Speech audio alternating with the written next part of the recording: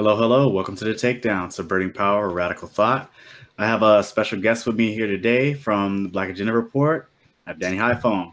Say hello. Hey, how you doing, Nick? I'm doing good. I'm doing good. I basically ran into him at the Left Forum. Hey, I want to kind of plug that. The Left Forum's a really, really good place to gather, like-minded left individuals, and there's a lot of people that are really doing a lot of good work and a lot of examples that we can learn from, a lot of reference material that we can gain insight from. So I would encourage everybody to participate, watch the videos online on YouTube, or if you can make it out, make it out. Danny, back to you. I want to ask you, basically for those of us who are not familiar with your work, if you can kind of like tell us about who you are and like how your politics, like what your politics are, and then like how they got to this point. Right. So I grew up in Cambridge, Massachusetts, city right outside of Boston. I grew up in a working class neighborhood on the east side of Cambridge, very quote unquote diverse, and it has a weird nickname. It's called the People's Republic of Cambridge a lot by white liberals because it has this veneer of progressivism where it's a small city, very tightly dense, but not very well populated. Right next to Harvard University and MIT, but there's still a lot of poverty, especially Black poverty. And growing up there, I learned all the liberal Democratic Party values that one could learn in terms of respect for diversity and commitment to social justice and all of that. And then when I was 18, I voted for Obama, thinking, oh, look, we're going to have change after 7 or so years growing up under the war on terror when everything seemed like a Republican nightmare. But going into college, I went to Skidmore College, and Skidmore College is very, how should I say, white and wealthy. 70% of the students there consider themselves in the top 1% of income earners. Oh, wow. And that really kind of shook. It's a $50,000 a year school. That really shook up my understanding of the world. And, I grew up Vietnamese, mixed, white, and I grew up poor. And so I experienced racism and class exploitation. I was in the lower tracts going through school. And I saw how, Black people, especially poor people, were treated institutionally. The rhetoric might have been nice in Cambridge, but institutionally, lower income Black youth still face the same challenges they face anywhere else, whether that's through the rampant policing or through not being able to get through school at all because it's just not made for them. So basically, I became politicized in college and did a semester in New York City during the time of Occupy Wall Street. And I started participating in that movement and saw some pretty big limitations in terms of their ability to, organize working class people, especially working class Black people. And so I was trying to figure out what was going on. And as I was doing research, I found Black Agenda Report, and they were covering the war on Libya, which was happening around the same time. In the war on Libya in 2011, just shocked me because it was led by a Black president, Barack Obama, in the United States and its NATO allies. And all this time I had thought, oh, well, Barack Obama, it wasn't his fault. Nothing was his fault. The Republicans were obstructing him. And then I found, wait, Barack Obama is leading this by executive decree, is at the forefront of bombing an African country to oblivion. And no one's talking about it. Definitely Occupy Wall Street isn't talking about it. And so I started to read Black Agenda Report voraciously, did more organizing in college. I identify as someone who's very Marxist leaning. And from that point on, I decided I was going to contribute to Black Agenda Report because I thought that the work that they were doing was very significant. They were the only left source that I found that was actually placing Obama's feet to the fire. trying to hold him accountable to the promises, every one of which he broke during his campaign. And all of the editors and the contributors of Black Agenda Report come from the Black radical tradition, and that and Black revolutionary politics ended up really influencing me, because I started learning more about Vietnam, and I found that the Black revolutionary movement of the 1960s and 70s was the only movement in this country, other than their allies, to support the struggle of the Vietnamese towards independence and liberation from U.S. imperialism. So from that point on, I've just been writing for Black Agenda Report since I graduated from school, and right now I'm working on a book with Professor Roberto Cervantes out in California. He's a liberation theologist, and it's called American Exceptionalism and American Innocence, the Fake News of U.S. Empire. And it's based a lot on the work that I've been doing with Black Agenda Report for the last 5 years. So that was a lot of information. Like that's basically taking somebody through like almost a genealogy there. Like you kind of like, oh look, this little hot points here, boom, boom, boom. You kind of move along, but let's go back. You said that you were kind of witnessing a lot of racism in your community, and this is in Cambridge, like a liberal bastion, like so many other blue areas that consider themselves liberal bastions. But you were speaking specifically about the institutional forms of racism that kind of form and kind of lock people in place. You said you were in a lower track. Can you expand upon that? What do you mean? Yeah. So you know, around the time this issue started to become highlighted in the public school systems around the time of No Child Left Behind during the Bush Jr. era, and it became and under that policy, tracking inside of schools became even more intensified. These intensive studies programs, as they were called in Cambridge, in Massachusetts, ISP programs, were being implemented, where gifted students, mostly from wealthy backgrounds, not entirely, but mostly white, would be prioritized in terms of their academic curriculum, while more standard track students, which I was in for most of my elementary, middle school, and high school career, were not prioritized. The work would be completely different, mostly behavioral management stuff. Tracking, from my experience, was really about trying to funnel poor people, especially poor people of color, into their class position in adulthood. So basically funneling them like a factory line into low income, working class jobs, while the wealthy, the white, were coddled and given opportunities to pad their college resumes, so they could get into the top schools like Harvard, which the high school I went to, Cambridge and Latin, there's almost an expectation that if you are wealthy and white from Cambridge, that you will apply to Harvard and MIT and get into one of those schools because of the opportunities that Cambridge and Latin High School provides you. Hey, Richard, do you hear that?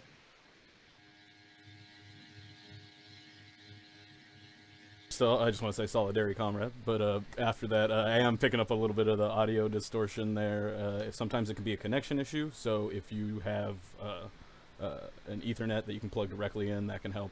Or if there's other people on the network, if you can kindly request them to reduce their traffic, those are options. But other than that, we may, if it continues or it gets bad, we may have to restart. But besides that, that story is I think is a story similar to a lot of people. A lot of people don't necessarily end up getting through the college part, or then necessarily getting activated in the same way. But I think a lot of people in this generation of that we're in has had a similar experience, and so I think a lot of people will relate to that. But I'll pass it on to you guys. You know, I think what stood out to me was the tracking, because I remember in, I think, 3rd or 4th grade, you know, I transferred schools and I got stuck in like an ESL class, and my mom was like, "What? Why is he in an ESL class?" They like just generically stuck me because I was a random black kid. They just stuck me in the ESL class. I was like, I don't even speak a second language. Of course, I didn't know what ESL stood for. But like when I told my mom, she got really angry. She went up to the school and then like she had to get my test scores and move them all over there. And she had to like fight to get me placed in the gifted program with the other students, right? Mm-hmm. And it didn't make any sense. But judging from what I remember about education, like the point that you would want to do is you would want to have all of the students on the accelerated program. And that way, if students were behind, they would bring other students up almost by osmosis, right? Mm-hmm. And I figured like that was the best way to do it rather than having it where you have all of the kids, you know, average or even some below average kind of segmented off from kids who may be gifted. And this is even assuming that the kids are actually gifted beyond their peers to begin with. Oftentimes, I find that that's not the case. What happens is you just have parents that want their kids placed in a gifted program and they just receive a better education. And the child's actual talent is not any better than anybody else's. So for that reason, generally speaking, I'm against all gifted and talented programs. And I just want that to just be like the standard curriculum for all students, as opposed to having basically tracking. And I know in high school, here we have the International Baccalaureate or advanced placement programs. And like those students actually get a huge grade point average advantage. So everybody else is on a 4.0 scale and they get to be on a 5.0 scale. So a C in an advanced placement class is a B in regular classes and so on and so on. And being somebody that's done both, I basically noticed that they had that huge advantage built in for the GPA. So I opted to do the advanced placement courses just for the extra grade point average. And, you know, and I was like, you know, I did a year of regular and I did a year of advanced placement. It's the same thing, except you do less work in the advanced placement class, which is unbelievable, but they do less work and they get higher grade point averages for no reason. So I think that kind of just stood out to me when you were talking about the tracking. And like, I think tracking is evil and should be abolished at some point. And I just wanted to kind of bring us back to that. But also, let's talk about where you talk about the liberal veneer, like, or basically kind of take us through in your mind, like what you were thinking as like liberalism starts to show like how hollow it was. Because everybody kind of starts off kind of New Deal-ish, and then you kind of slide away from that after you start learning the history. No, exactly. I feel like it started when I was pretty young even. I mean, there's all sorts of pressure in my community to support Obama. It was almost like a knee-jerk reflex in a community like Cambridge to support a Black Democrat running for president. It was historically unprecedented, is what we were told. And so where I started was exactly where you were, as you said, New Deal-ish. That was my father. My father was a hardline Democrat, was in Vietnam, was drafted to Vietnam in '68 during the Nixon era, and he, you know, had a lot of animosity towards the Republicans, and saw the Republicans as anti-everything that was beneficial to the working class. And that's what I thought for a while. I thought ordinary people could only benefit from Democratic Party administrations. But I started to see how hollow that was under the Obama administration when I started to grow up and understand how politics work. When I saw that I was going to school and getting into tens of thousands of dollars of student debt, and the Obama administration wasn't doing anything to help me or help anyone else that I knew who was in the same predicament.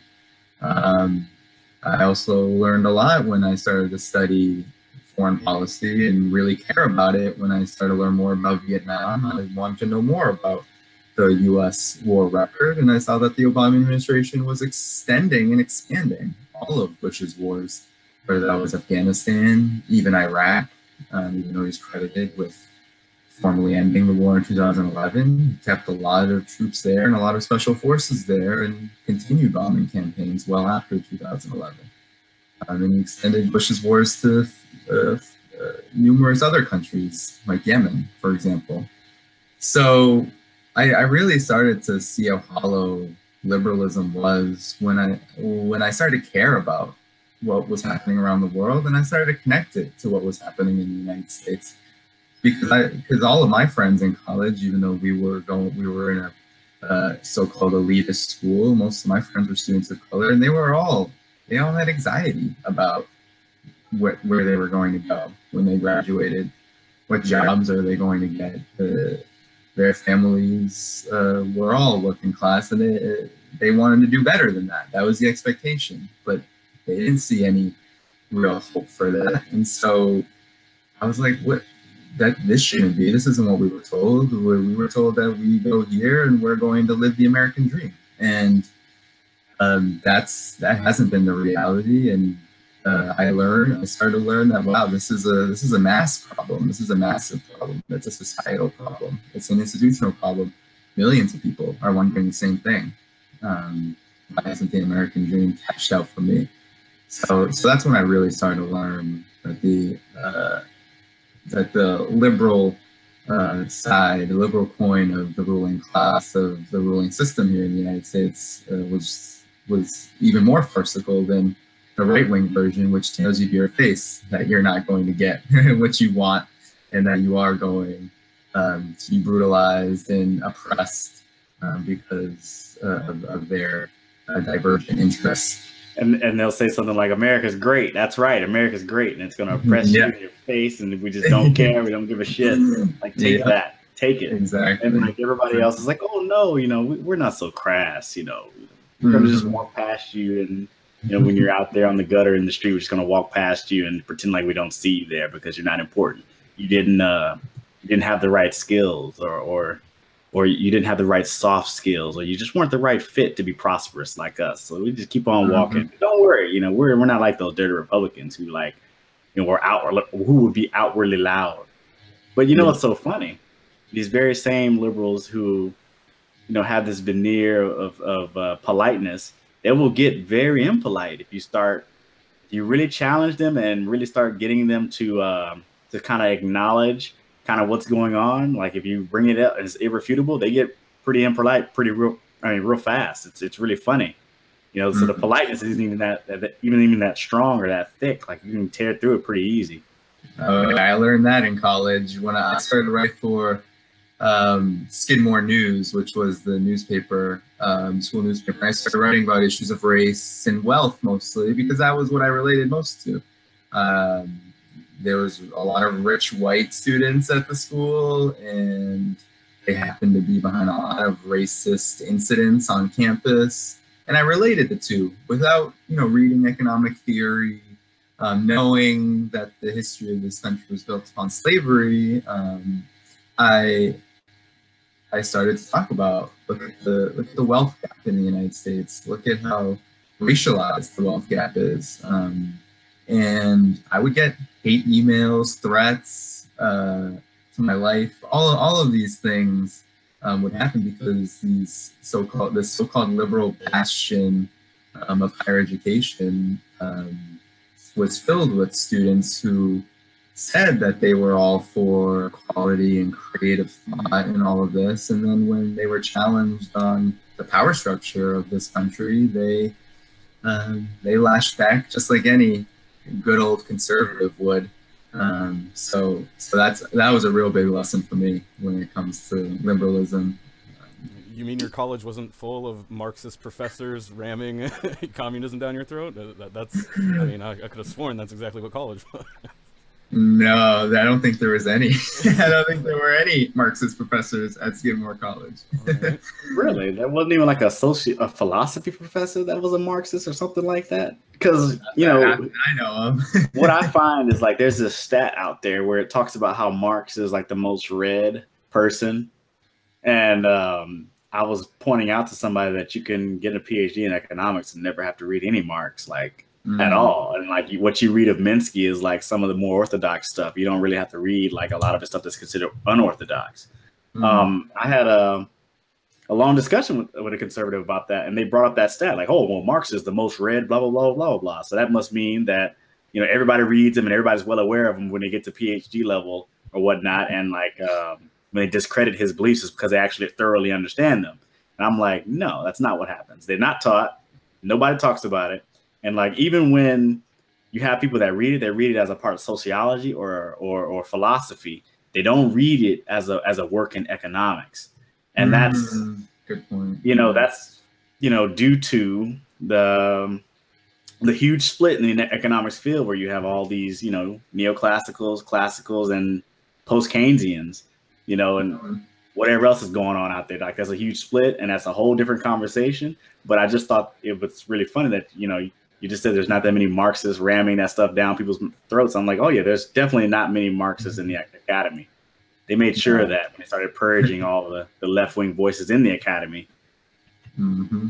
Yeah, the only Marx you'll see at Skidmore College is in sociology classes, and those classes will teach Marx's thoughts on conflict theory, which is completely detached from what Marx actually wrote. And so, yeah, you don't really get any Marxist economics at Skidmore College, and I know a lot of students around the country that would probably say the same thing.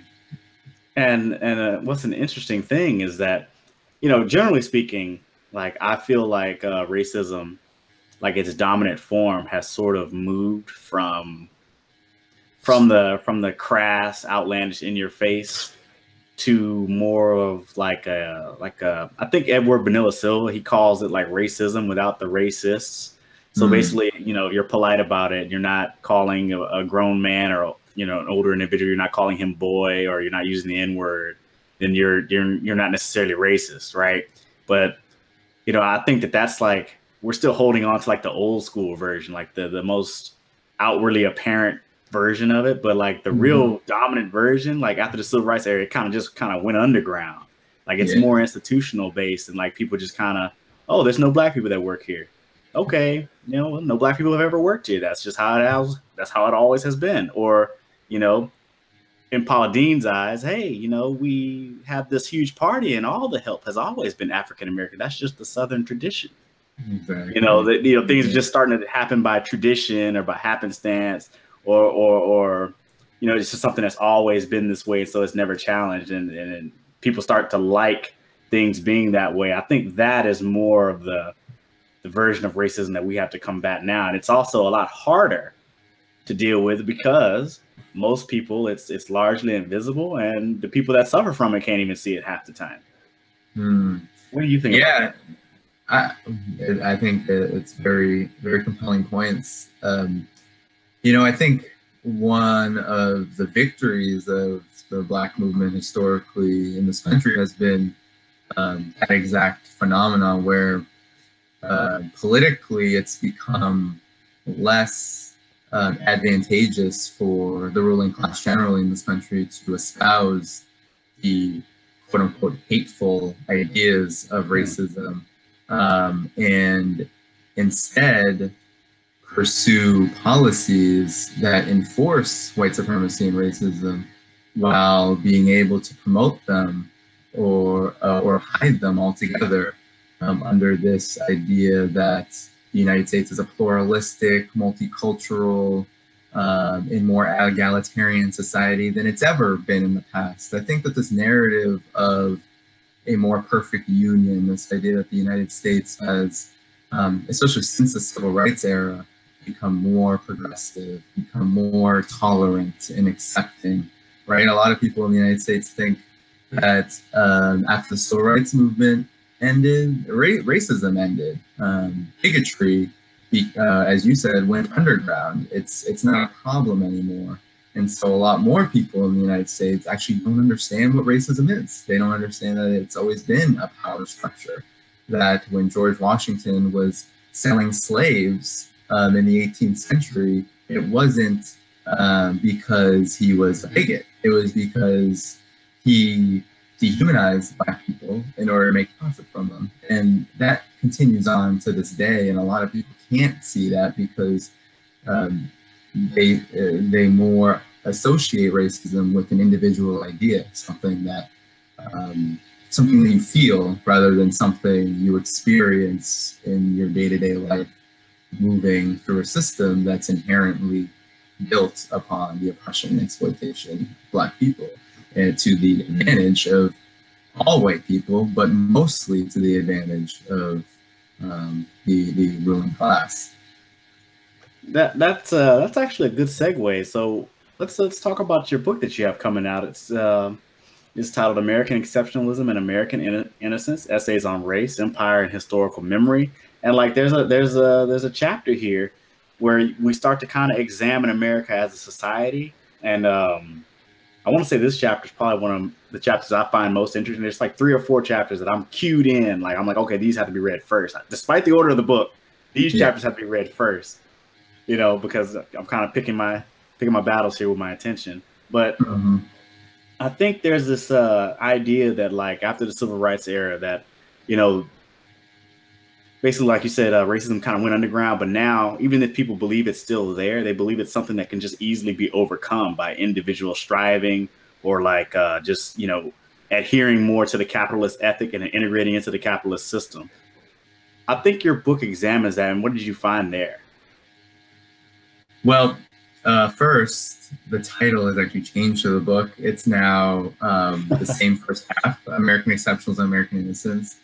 But now it's the fake news of U.S. empire. And so when we talk about the American dream and we talk about the myth of meritocracy, we're really talking about fake news. We're talking about this idea that the American dream is in fact achievable, and that individual striving will lead to the same wealth and riches and the Gateses and the Bezoses and the Warren Buffetts, that we can in fact achieve that. When the reality is that Bill Gates, Jeff Bezos, Warren Buffett, they've all accumulated their wealth off of the plunder of billions of people, but especially Black people here in the United States. And so what we decided to do is talk about how this myth of meritocracy, this myth of the American dream, in fact paints the United States as an exceptional force for good in the domestic sense.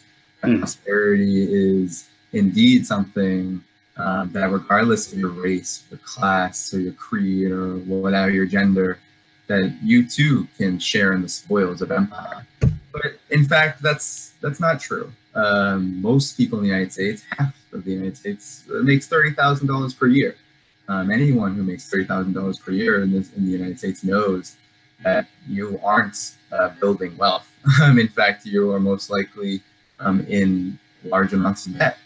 And Black people know this best because I think it was the Institute for Policy Studies that showed that by 2053, Black wealth in the United States will be effectively nothing. Black wealth has been deteriorating greatly over the past 3 or 4 decades, to where the median net worth of the average of the Black family is $1,700. Wait a minute. Let me interrupt you right there. Just in case we didn't hear those points, I want to just repeat them. He's saying that by 2053, the median Black wealth will be 0, and it's been deteriorating over the past 2 decades. I believe in the stat from the book was it was 67 or 6,800 in 1983, and by 2007 it had deteriorated, like, you know, down 75%. So like, we're talking about, you know, the myth of progress versus the reality. Like a lot of times we'll hear people saying, you know, we're doing better. And I even got into an argument on Twitter, and I'm like, you know, no, we're not. You know, statistically, we're in the same relative position, and in some cases we're doing worse. But they'll point to things like educational attainment or like changes in cultural norms as like progress. But it's like, those things aren't necessarily where the work is. And somebody will tell me, well, Nick, you're economizing too much. Like, you know, it's not all about the economic incentives. I was like, well, no. In my mind, for the most part, there's very little thing. There are very few things where economic incentives and economic structures don't dominate. I think there are very few things in a country where everything about life, every aspect of life is commoditized. Like, there are very few things that are going to survive, you know, and be kind of like unaffected by economic structures. So like, I think that just doesn't make any sense to me. But continue on. I just wanted to make that point to our viewers just in case they missed that. No, thank you. So someone should tell Wall Street executives or corporate executives generally whether we're economizing issues too much, because when we look at the upper echelons of society, economics is what rules, and that's correct. We start with economics first. Societies organize themselves based on economics, based on profit, based on what mode of production exists in a particular historical society, in particular order. So what we were talking about before really is relevant to where I grew up in Boston, right? The Institute for Policy Studies showed that Black wealth will be zero nationally, and we can also probably speed up that prediction a little bit based on the fact that it didn't account for capitalist economic crises. And if you look at the wealth numbers for Black America after 2008, a lot of the dip in median net worth was because of the economic crisis. So if we know that another economic crisis is looming, we can be sure that 2053 may actually be a conservative estimate. It might actually happen a lot sooner. In Boston, it already is zero. In Boston, it already is zero. Black wealth in Boston is zero. And wow. It's for Black people considered descendants of slavery, or what they say in the Federal Reserve Bank of Boston study that was done in 2014. I think they call them American Blacks, American-based people who were born in the United States. It was in the negatives, while I think Caribbean-born Blacks, whatever that really means, however the Federal Reserve Bank of Boston measured that, had positive wealth numbers that were very low, something like median net worth of $8,000 to $12,000. So that averaged out to zero. And so I want to break in there and keep in mind, like, you know, this comparison to our white counterparts, this is like, you know, you're looking at 118,000 as the median net worth of a white individual. Median, meaning 50% above, 50% below. Like, that's the middle point. You know, just as many people below have less, and just as many people above have more. So that's 118,000 versus you're talking about negative and like 12,000 for Caribbean-born African Americans. Mm-hmm. And somebody pointed out to me that when you want to start dissecting those groups and being more accurate, that it's not accurate. And I'm saying, well, no, if you have a subsection of the Black population that are, you know, largely unmarred in a sense by American slavery and American Jim Crow and American mass incarceration, and they come here as an immigrant, you know, I think that there should be a distinction that separates them necessarily from the people who did suffer those things. And that's not being divisive. That's just being true to the material conditions in which these two groups are operating in. Exactly. And the material conditions is what we need to focus on. And the reason why we wrote our book about American exceptionalism was because the whole ideology that the United States is a force for good, that it is, in fact, the most civilized and most prosperous and most advanced society to ever have been born in world history. That notion really makes it easy to blame people of color, Black people, poor people for their current condition. Because if you're in the best society in the world, why haven't you been able to take advantage of what that superior society has been able to bring? But superiority in the United States, in the U.S. context, has always been built upon capitalist exploitation and white supremacy. And that's what we try to demonstrate when we talk about American exceptionalism, because to us, it's the most pervasive ideology that runs a thread through the most conservative elements of U.S. society, the so-called fascistic and KKK elements, to even the most radical and progressive at times. Yeah, I find that, you know, there's certain narratives that are out there. Like, there's certain issues that are a part of the left-wing discourse right now that I find, you know, me being a person that may be concerned about Black politics or the condition of Black people generally, that I might not be necessarily on board with the standardized messaging. And like, when I try to like voice some critiques, you know, well, you're just a racist, or you're Black and you can't hold these positions. I'm like, well, wait a minute. You know, number one, I don't control any sort of institutions or laws or customs to support my group over any other group. So there's no racist here. But, you know, I do have some legitimate concerns, you know, concerning, you know, kind of the way the ship is kind of maneuvering in terms of like building a coalition. Because historically, you know, coalitions, well, first off, before I even go there, I always say this on my show, and I've said it like a bunch of times, from issue to issue to issue.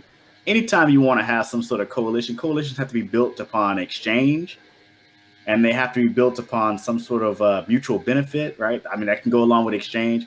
Also, there's a certain thing where like you're coming together about issues both people are supposed to benefit. There's also like a shared fate or co-determination. I don't like to use co-determination a lot because it sounds like marriage, but in actuality, that's what you're doing. You're marrying your interests on particular issues such that you can't be divided and you can both be stronger on both issues together.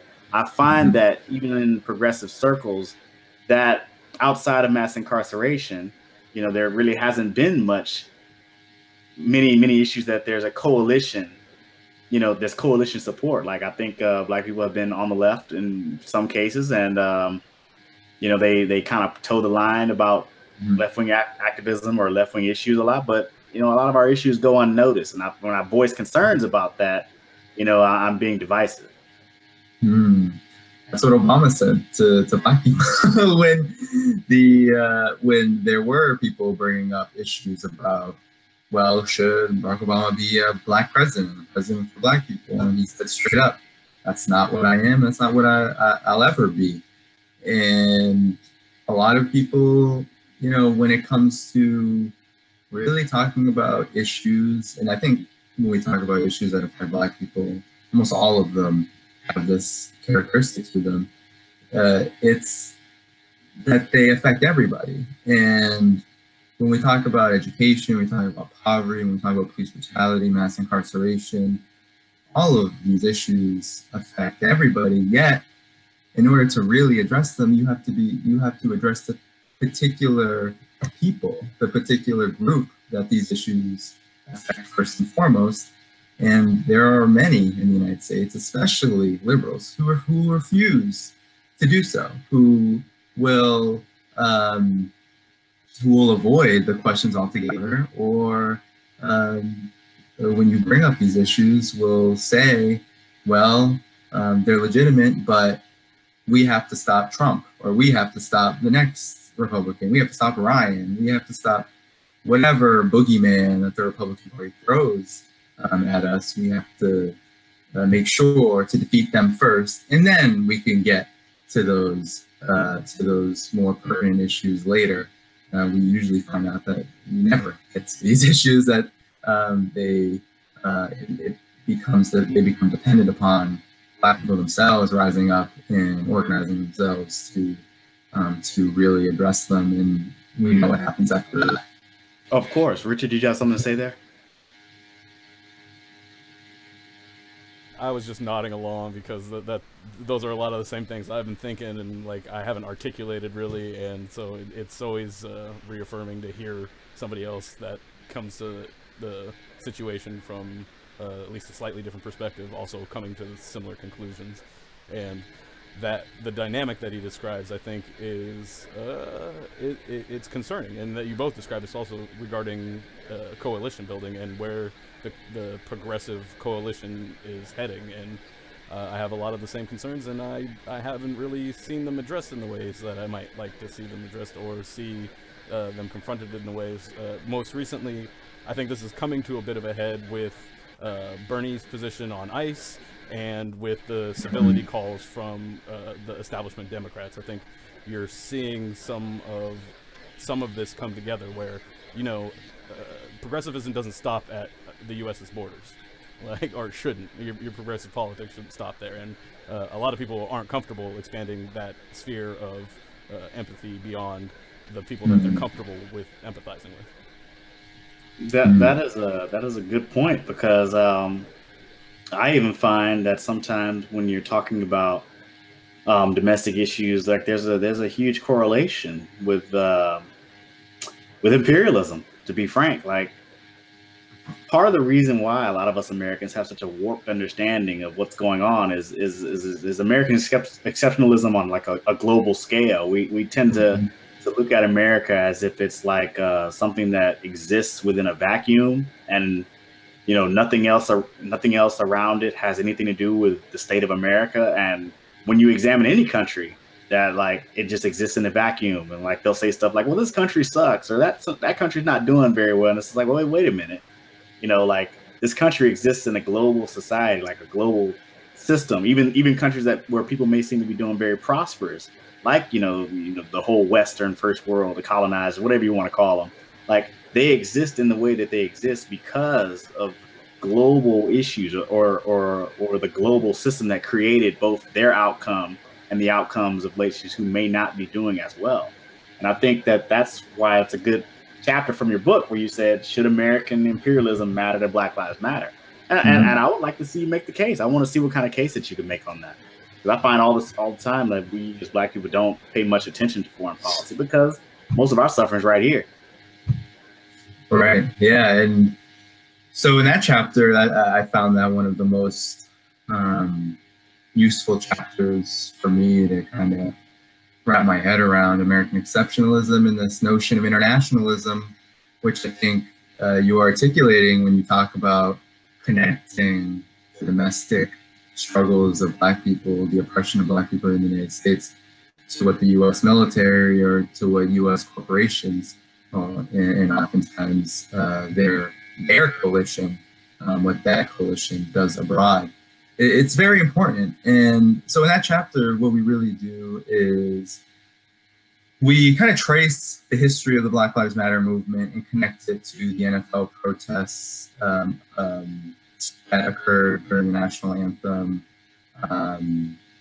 that were led by Colin Kaepernick. And we talk about how the Black Lives Matter movement started in 2014. And almost immediately, there were some really good signs that the Black Lives Matter movement, the various organizations and individuals with that movement, were going to reach out internationally. We saw communication between Black Lives Matter activists and Palestinians abroad on Twitter, talking about tear gassing when the militarized occupation police forces in the United States in Ferguson were going in and tear gassing protesters. We saw that communication happening.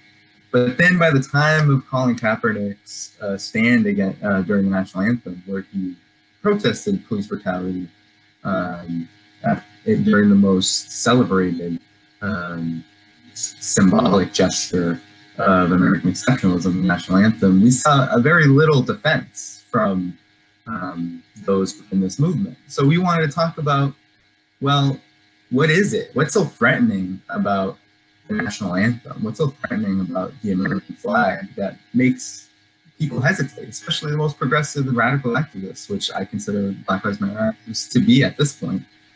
And we said that it's because, yeah, it's because the American flag, the national anthem, are the symbolic or the symbology of American empire.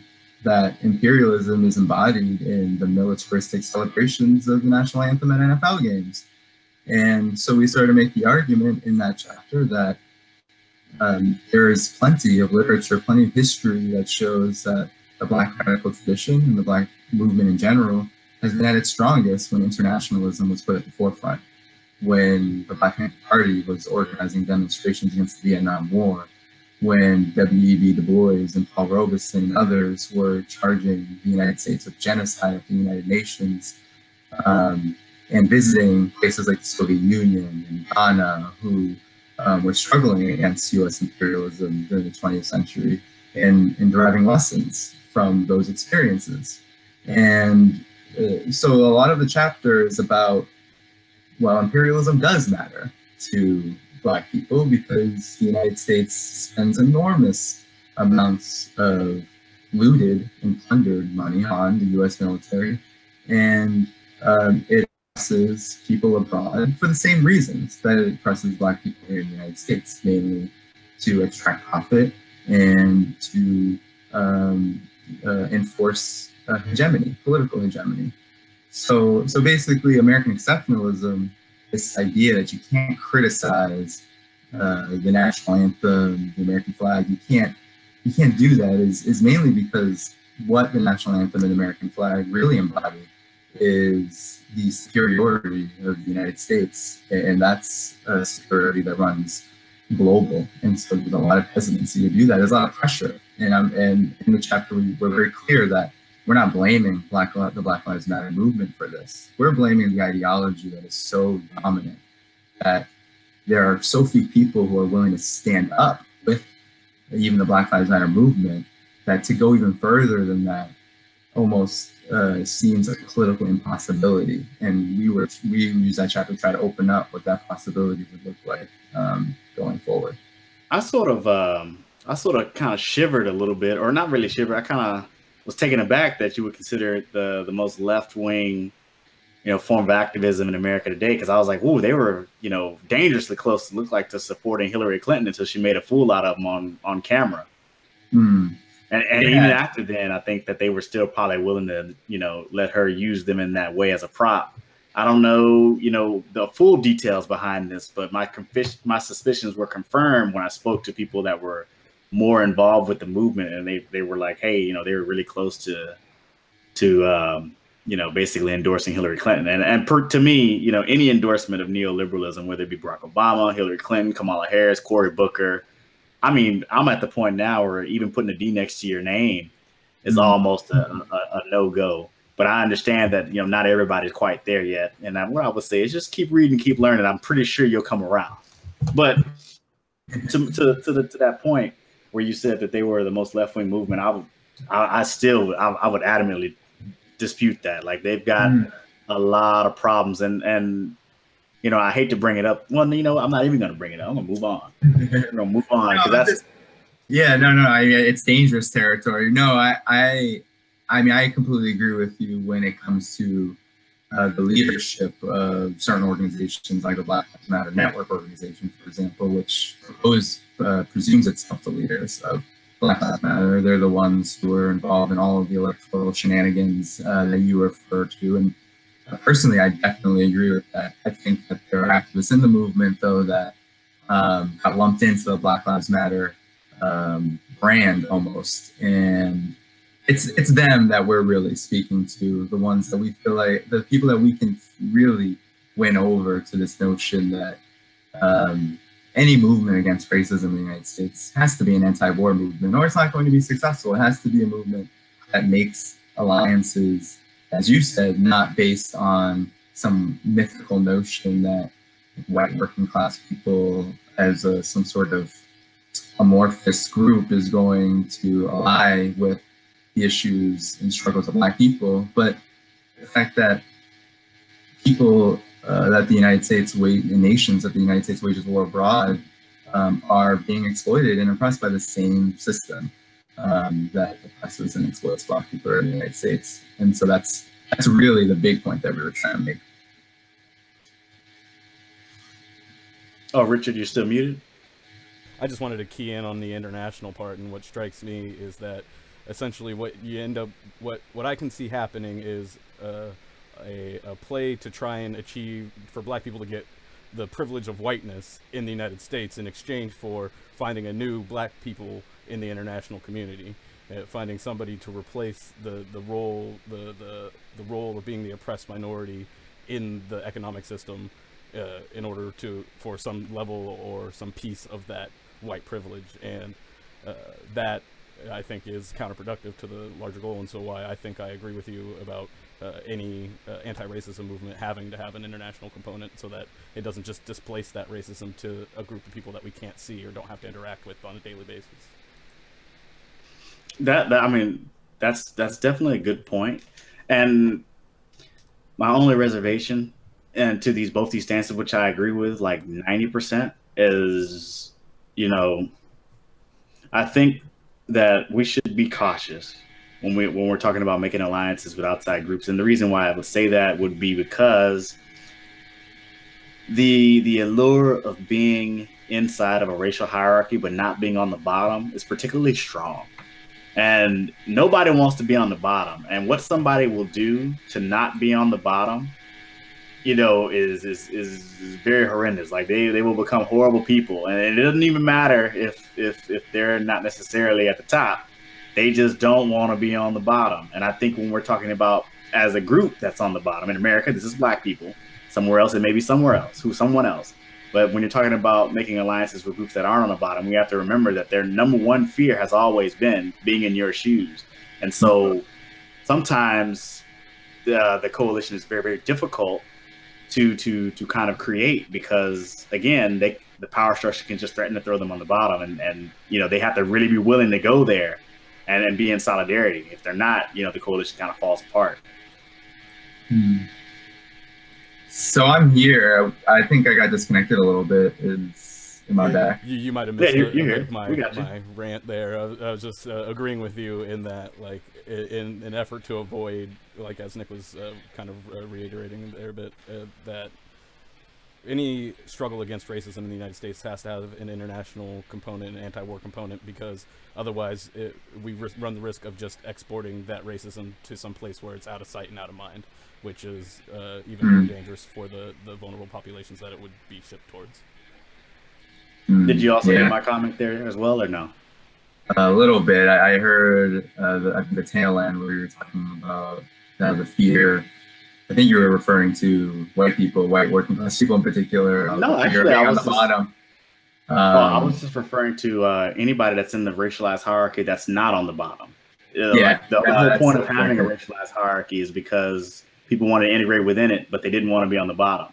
So as long as they're not on the bottom, they end up supporting the structure, just so they aren't you. And it's hard for people who are on the bottom to make coalitions with these groups, because ultimately their fear is to be in your shoes. And so if they're afraid to be in your shoes, how can we be in solidarity? And that's what racism is, and that's what needs to be addressed. It is about sometimes imagined, but oftentimes real as well.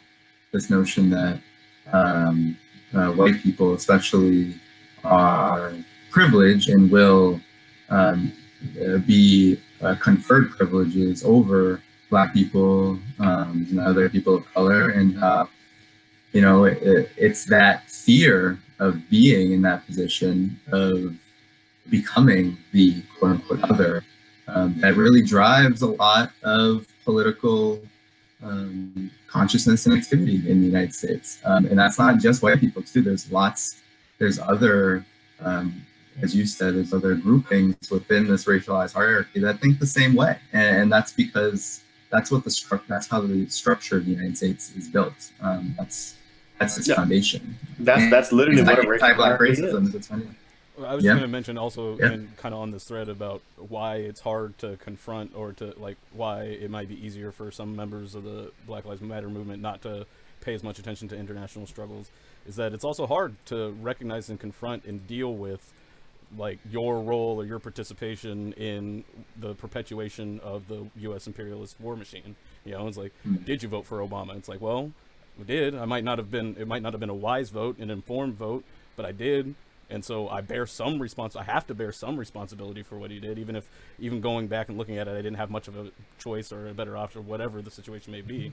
It's like, and whatever lie you tell yourself. Yeah, and owning that is hard, and especially for white working class people who suffer a lot of the oppression of the class system that we have, but also a lot of the privilege of that racial hierarchy, and confronting those benefits, but not really getting much of a solution for a lot of the negatives is, I think, a lot of it. So like that's, I think, part of why they want to focus more exclusively on the class aspects of it, because there's no chance of that weakening their case as far as they see. And that again carries so long as they keep it within the United States borders. If they start to look internationally, they find out that being a middle-class white working class person is actually pretty successful on the global scale as far as the exploitation of vulnerable people throughout the world.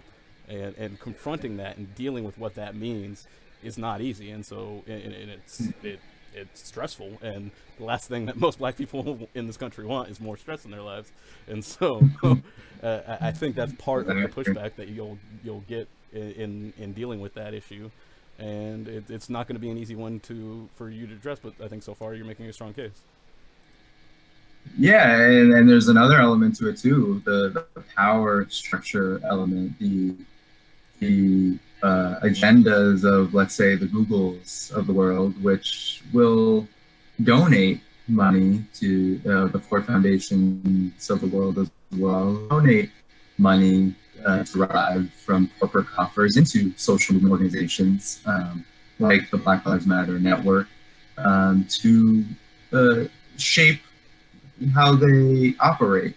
And that's another side of this whole equation, where there are vested interests in ensuring that questions of race and class become a conversation of which is more important, rather than talking about how are they interrelated and what are some of the particularities that we really need to work through, as you were saying, in order to broaden the scope of the movement, so when coalitions are actually discussed, when we actually are out on the streets and doing the work, that we can address some of these contradictions in a real way, rather than sort of shooting at the hip and being very unstrategic about how we move and operate in these very dangerous times. So I think, part of it is that there is a real stranglehold of the Democratic Party and of the corporations that support them that really do shape and influence how these conversations happen. Let me tack on to that. I want to ask you, a direct question, because when you start talking about, corporate interests or even well-to-do or middle-class folks kind of getting behind politicians or getting behind political movements for any particular reason, like I find that like even the most left-wing result of that has been that they tried to do what I call like a cautionary criticism of American imperialism as opposed to an anti-imperialist message, like hardcore. Like instead of acknowledging that the world is unjust and the United States is out there kind of doing its own thing or kind of like running around in the wild, wild west doing whatever it wants because it can, like they kind of want to say like, oh, we're just hapless and, we just happen to fall into these positions. Or, oh, Bush was stupid. He got us into this war. Not, no, Bush actually executed a very well executed plan. And the only thing stupid about it was the PR. And basically because you believed he was stupid, you believed that like, oh, it was a mistake, when in actuality, everything that's going on over there is a rather intended outcome with few exceptions. Yeah, exactly. And we see this narrative really strongly in the era of Trump, where the New York Times especially has article after article, especially from guys like Friedman and Christoph and you name it, writing opinion articles almost bi-weekly, monthly, talking about the decline of American empire. This notion that the United States around the world, even when it did bad, had good intentions, right? Even when it was destroying countries, actually the whole idea was to overthrow a dictator like in Iraq.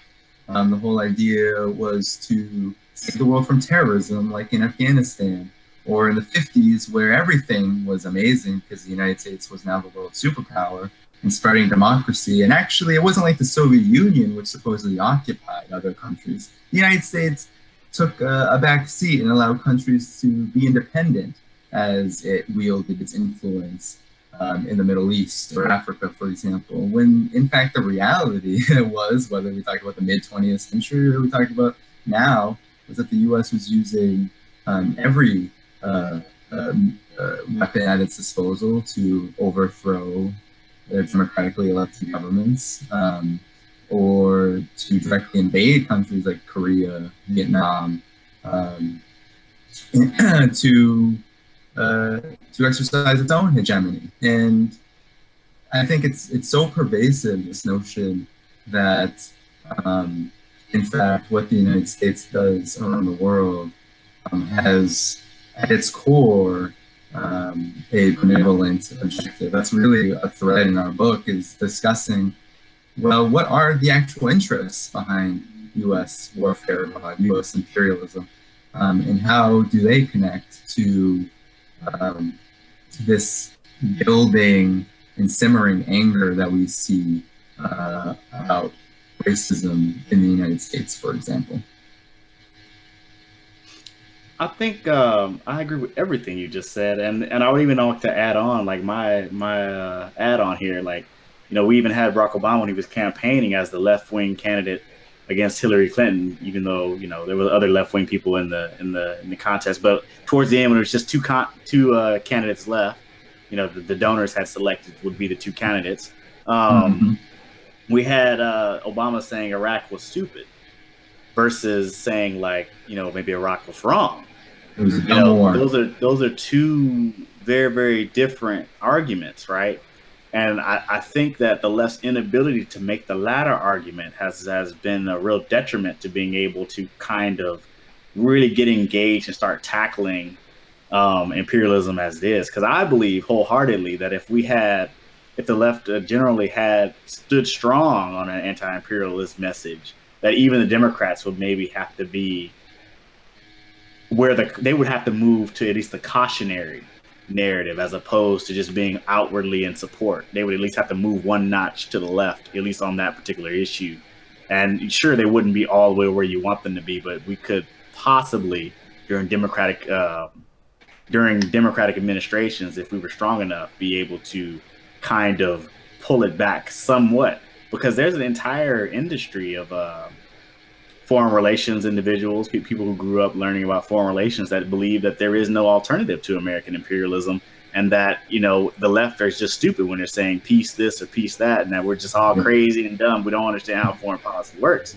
And I'm saying, you know, there may be, you know, a real policy base there. Maybe that those individuals just aren't aware of it. But since we're not all out there saying it, putting it out there, the media institutions don't really carry it. Even Democracy Now! Has really went sideways when it comes to carrying the anti-imperialist message, which is a real departure from where they were not even 5 to 6 years ago.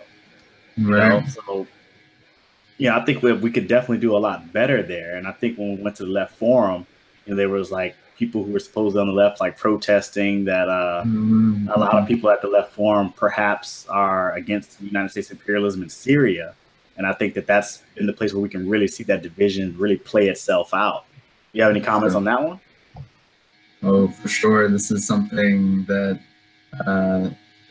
really gets under my skin because I think what you said was very important, because there really is an opportunity right now. There was when we, for example, the Bernie Sanders campaign, for example, very Democratic Party-esque politically, at the times were so reactionary that Bernie Sanders came off as almost a radical choice in the 2016 election, when in fact he looked like FDR repackaged with even more overtly imperialist dogmas than even an FDR. So what has happened is that there has been this decline in legitimacy, I think, amongst much of the population with the political system. And I think a lot of that has to do with the economic situation that many find themselves in.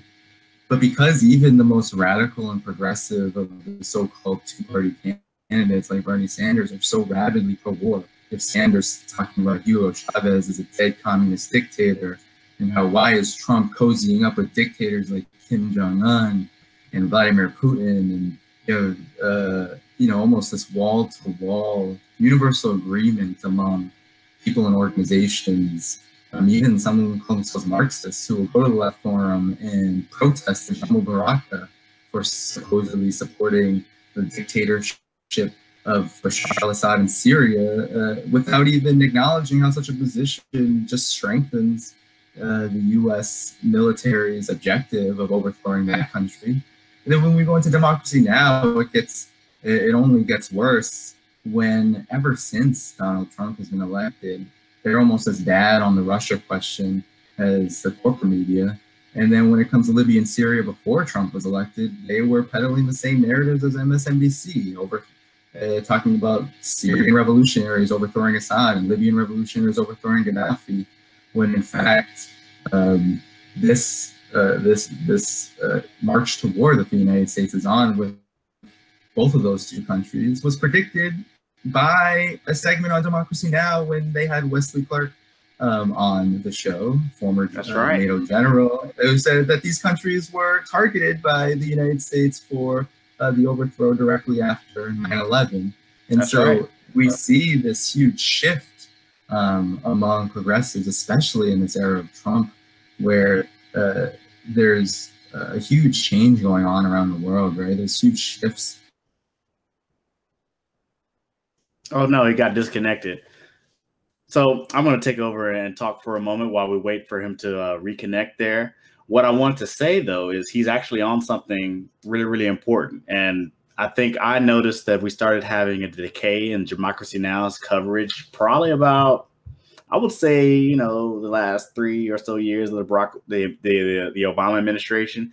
It seemed like when the Syria conflict started to happen, they seemed to be always on the wrong side. I think the last time they had anybody on, to really put out a real narrative was want to say Larry Cohen, Stephen Cohen. I think it was Stephen Cohen, the Russian expert, when they were talking about Russia. But since they've had him on, they've never had a countervailing voice to really put out like a more accurate Russian narrative. And so, like, I think that's been particularly troublesome from at least Democracy Now! Also, to tag on to what Danny was saying before he got disconnected, is generally speaking, we have this issue in the United States where we can't stand strong on the real position for whatever reason, because there's not a lot of strength there. And because we don't stand strong on the right position, like, we just never can get on the right footing, because sometimes you have to be wrong for a while before people will start to listen to you. Conservatives, before the Reagan, I said Russian Revolution, I meant to say Reagan Revolution, they were out there talking about supply side nonsense. They were like spitting, they were saying touting the virtues of supply side economics for like a long time, and everybody laughed at them. But then we had stagflation in the 70s caused by the rise in oil prices, and then boom, they got their chance. And when they had their chance, they ran with it, and from that day forward, everything in America has been different. But the only point I want to make here is we can do the same thing. Like, we don't have to always just take whatever position the public is ready for. There's a space in leadership or in politics in general where you have like a vanguard and you take a position and you hold that position, and just by nature of being there for long enough, you start to gain credibility. Even if your opposition discredits you, when they discredit themselves by being unable to address the material conditions in which people live, when they discredit themselves at that moment, you will get an opportunity.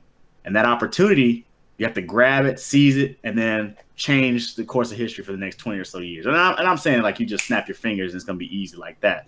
Obviously, it's not going to work quite like that. But what I'm saying is that's how it works in terms of like generating change. You have to be willing to change the electorate, not just go along with whatever the electorate is ready for. And the reason why I say that is because, remember, we're all being propagandized 24/7, 7 days a week, 365 days a year, from Hollywood to television to social media, everything, music, all of it's some form of propaganda. And there's an actual big Pentagon budget dedicated to making sure that our stories, our movies, tales on TV depictions, all of that stuff of the military, American imperialism, all those things, the Pentagon pays industries to make sure it's accurately, or should I say positively, represented in all the storytelling that we do about our lives. And so when they do that, that changes how we think about it. And that's partially why we have a problem opposing imperialism, because we've been indoctrinated to support it from, all aspects of our lives, really. Mm-hmm. I was just going to add that, like, with the imperialism that we see, it's not going to be easy to really attack and to digest in the way that, like, I think we're talking about. But I think you made a great example with the whole vanguard aspect and Democracy Now!, and how Democracy Now! Is, and their shift towards being less anti-imperialism, less anti-war, and not having those voices on is a great example of how that works. The Bush administration went out there and said, you know what, we're going to start wars that we shouldn't be in, and we're going to lie about them. We're going to mischaracterize our opposition. We're going to target other future countries and put them on notice that they're next, and do all these things. And people were like, that's crazy, that's wrong, that's stupid. All the criticisms that were leveled towards Bush, Iraqi people throwing shoes at him and all of that. And then here we are now, where the supposed left has shifted over towards, been shifted by that vanguard position on the right of, more war, more police, U.S. policing, more imperialism. They've been shifted towards where we're less imperialistic than, the right. And you guys should support that if you want to see the imperialism of the U.S. be even slowed down. But neither of us have any intention of stopping it or reversing it. That's simply off the table within both parties. All right, Danny, I'm glad that you're back with us. Are you there? Yeah. Sorry, I think my connection in terms of internet was really bad in the room I was in, so it changed. How much time do we have? No. We're actually overtime. Actually, I just want to make one last point. because we're recording this, so it's not necessarily like a time limit thing. It's whatever you're willing to give us as far as like time. I want, if you could finish your point before you got disconnected there, and then I'm going to ask kind of like our last question. We'll close out with a quote. Okay. Yeah. So, you say last comment on anything that we've been talking about? Well, what I was going to say, you were in the middle of a comment where you were talking about imperialism and not being able to challenge the left, and then Democracy Now! Sliding back. I was kind of wondering, did you remember kind of your thought that you were trying to express, or did you want to kind of move on? Okay. It's so fine. We can move on that one. No, I remember. You know, I think what I was trying to say was that this narrative that has become so strong, this defense of imperialism almost without even acknowledging that it's a defense of imperialism has really become a real parasite on the American left. It's a total sign of just a lack of class consciousness, and especially a lack of consciousness about the racial implications of U.S. imperialism and of the class interests that U.S. imperialism serves. When you have Democracy Now!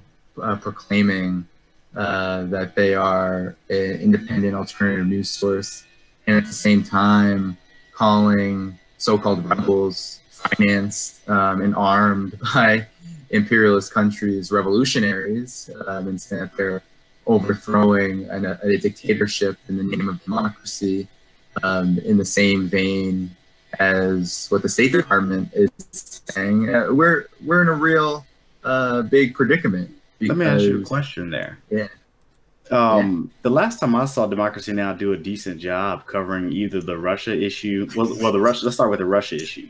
Last time I saw them cover the Russia issue, partway, halfway decently was when they had Stephen Cohen on, and he's got that stupid, he's got like a super deep voice. He's like, I don't know what they actually blah blah blah. He's got like a really deep voice, but he basically laid I think that was the head of the Human Rights Council campaign, Human Rights Watch. I forget what Human Rights Watch was.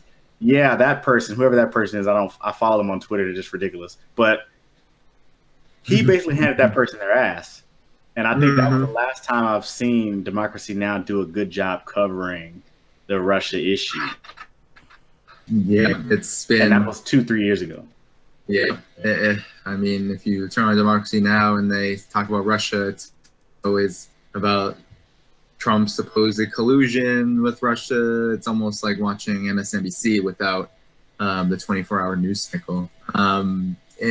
So I think part of that is there's such immense pressure, probably for Democracy Now! And their funders, because they are an organization that receives funding as well, to not deviate from the Pentagon's line on anything, because at this point in U.S. history, the Pentagon is really the payer of a lot of things, whether that's political campaigns, whether that's the corporate media, and now even the independent media, so-called independent media, has fallen in line because there's consensus, I think, among the elite, regardless of how progressive you claim to be, that what the Pentagon says goes. And I think that's where we're at, and the left really needs to figure out a way to harden its line and to correct its line on this issue, because we really don't want to be on the Pentagon side, because humanity itself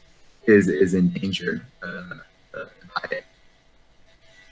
Yeah, I 100% agree with you're referring to climate change, how we face an existential threat, or even the threat of a lot of nuclear war because of continued aggression from various states. It may not just be the United States; it might be any nuclear power that can set something like that off.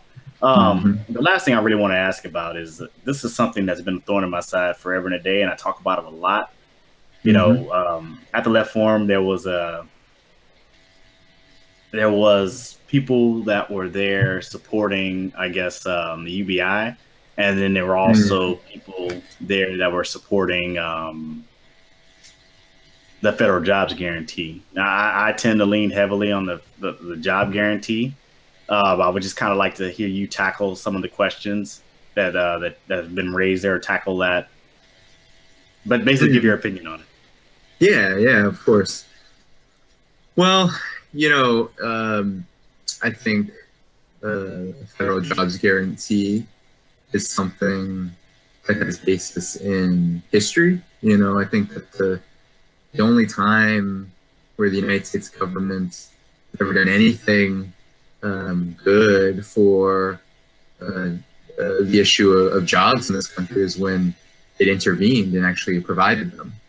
We saw that during the Great Depression era, when there was actually a program with the BPA that did that. And I think if we're ever going to demand anything when it comes to employment in this country, where we have millions of people unemployed or underemployed, we're going to demand something like that. The UBI is, I think, a lot more tricky because there's a lot of big corporate executives of the so-called Silicon Valley industries that support the UBI, and they support it for their own interests. I think that we can't really discuss something like a universal basic income in this period of austerity, and when people do, and when it comes from the mouths of guys like